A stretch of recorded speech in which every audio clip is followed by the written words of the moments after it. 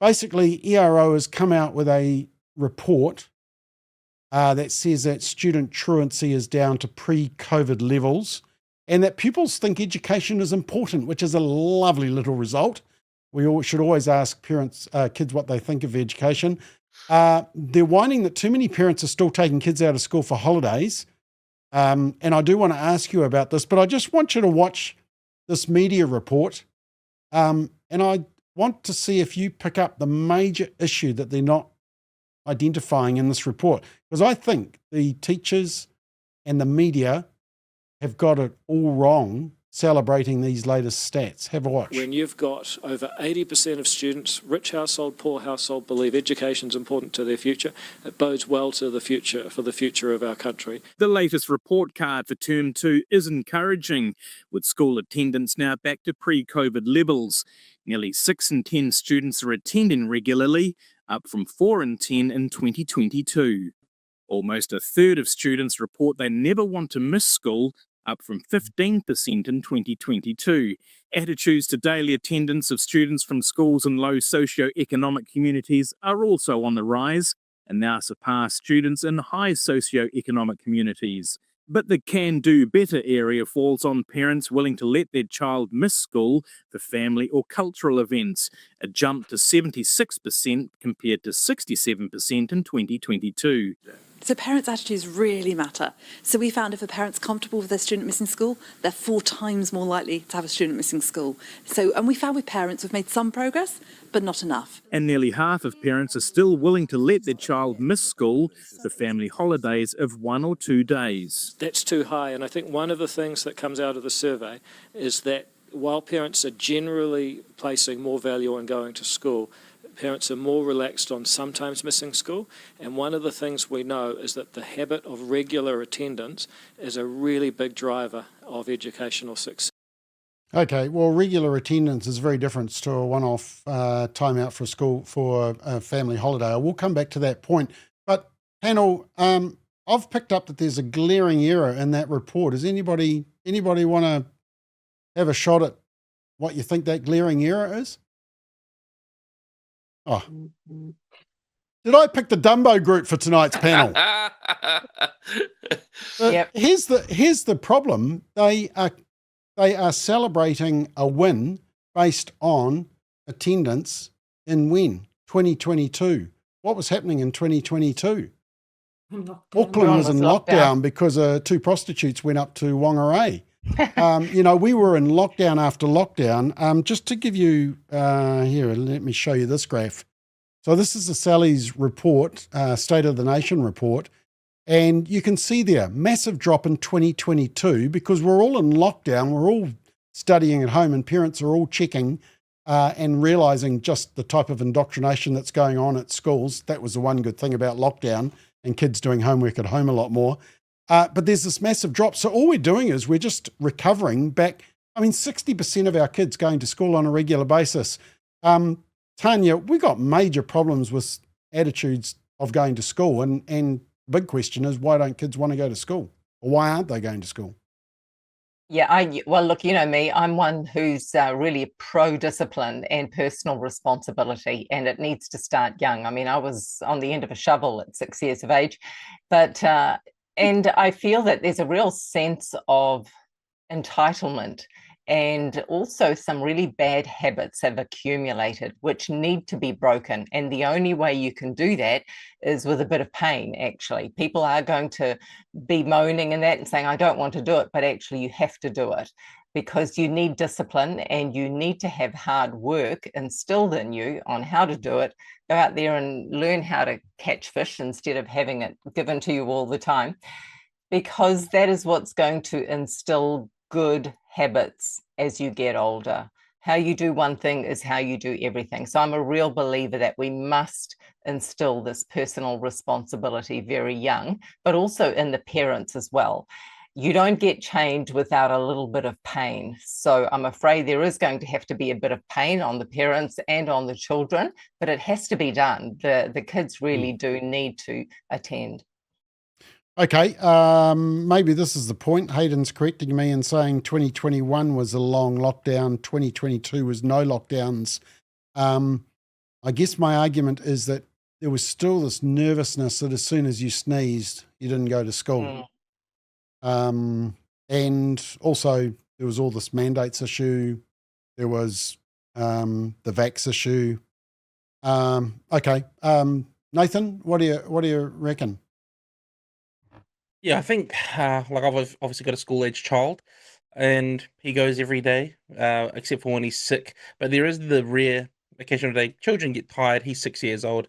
We sometimes will allow him, once or twice a year, really, to have a day at home where he recovers and regains his energy. But I think Tanya's right. I think sending your kids to school, building that resilience, that habit of being in a classroom and learning. I'm not sure how much I trust the curriculum, but the practice of attending and going is definitely an important factor. So I do think it will be good to see more than 60% of our kids attending regularly as well. I think 60% is a pretty low number to be celebrating. It would be good to see that come up. Okay. Just before I come to you, Elliot, there's just a couple of comments here that I was just going to show you. Rosie says, if going to school is so important, then why are so many kids not in school? Dee Dee says, school is a hotbed of brainwashing. Jay says, my kids only go to socialise. They know what they are being taught is a load of tripe. And my son and his friends are well and truly over the lies of gender. Polly says, more parents are homeschooling these days because of all the rubbish indoctrination being fed to them in school places. So sick of seeing, what is that? Pride flags all over the place. Sorry, my computer just played up. And Peter says, just thanks, Sue Bradford. And Wally says, we homeschooled our kids 30 years ago and there's nothing that's improved over that time that makes me think I'd do anything different. Elliot, why aren't kids going to school? Or should we be celebrating that we've got up to 60% attending reasonably regularly? And by the way, to be deemed to attend regularly, it's attending school 90% of the time. So it's still missing a tenth of school days. So 60%. Yeah, that's where that figure comes from for the Salvation Army. So I might be kicking the boat a little bit here. I have to say, no, the teacher and David Seymour as a Libertarian surprised me here. How is it that a family, a parents of children, choosing to do what they want to do in terms of having their children experience holidays and experience the widening aspect of experience, how is that a libertarian value? So I was quite annoyed. I was annoyed at that, and I was really annoyed at that teacher. How dare she sit there and tell us as parents that parents have to think it has to come around too, and we've got to make sure we're doing our part. Get daft. Active Long lost that libertarian label, haven't they? Because they voted for the conversion therapy law, so they want to criminalise parents for affirming their kids. Well, and let's not forget that the schools are a dangerous environment for the hearts and minds and faiths of our children. They are dangerous places, and just because we've had a government change, it's not fixed it, but it's brought that danger level down. But you still got RSC elements, you've still got the third sector resources being put in there, you've still got Te Huri Hangandui, you've still got climate alarmism still in the schools. So there are still the ideas of dangerous ideology being put in the schools. So I can understand why there's some reluctance. Now, there is a nuance, which is that if you've got families who are just not bothering to have their kids go to school anyway and just go, no, I can't be bothered, Sue Bradfordisms and all that sort of stuff, then yes, I think that, as Tanya said, there should be a little bit of pain there, no problem. But I really strike back at what those teachers were saying and what David Seymour was saying. Those are our children, not the schools. We will decide what they experience in life. And until they make their schools safer, I am not feeling that much buzzed about making my children force them to go 90% of the time. Okay. Sue, do you want to comment on that one just before I ask about taking your kids out for school holidays? Oh, well, I can combine the two. Okay, well, let's do that because that was a criticism. Yeah, well, I read that when you sent that through, I read that as an article about truancy, and truancy Yeah. is a different issue to taking your children out on a family Exactly. holiday. And they're not the children who are going on their family holiday because the flights are cheaper, or they have to a cultural event like we have kapa haka events that our family, the nieces and nephews will travel to. They are collective experiences that enrich family life and enrich a child's life. And like Elliot was saying, that they're our children and we write on their pages. Truancy is completely different. Truancy is where the problem is. And just quickly, if I can share that, we had a program, a pilot scheme here in Masterton with an older principal. He used to be a former principal, and two of our current principals here, working together with the community, working with agencies and making really good progress. And I guess that's the beauty of being in a community, a rural community, where we know the kids, we know the families, we know those complex problems around truancy. They were making progress, but they didn't qualify for the new truancy program rollout that I think it was David Seymour that rolled out 12 months ago. So they didn't qualify for that. They still do it, and they've still got community input. But there is a very big difference in truancy. We've drilled into our kids self-discipline. I had one who struggled to go to school, but we've always done the discipline line. But there's a very big difference between, and they were hammering parents in that article, in that story. Okay, I'm just trying to guess which one didn't want to go to school. Was it Brent, your husband?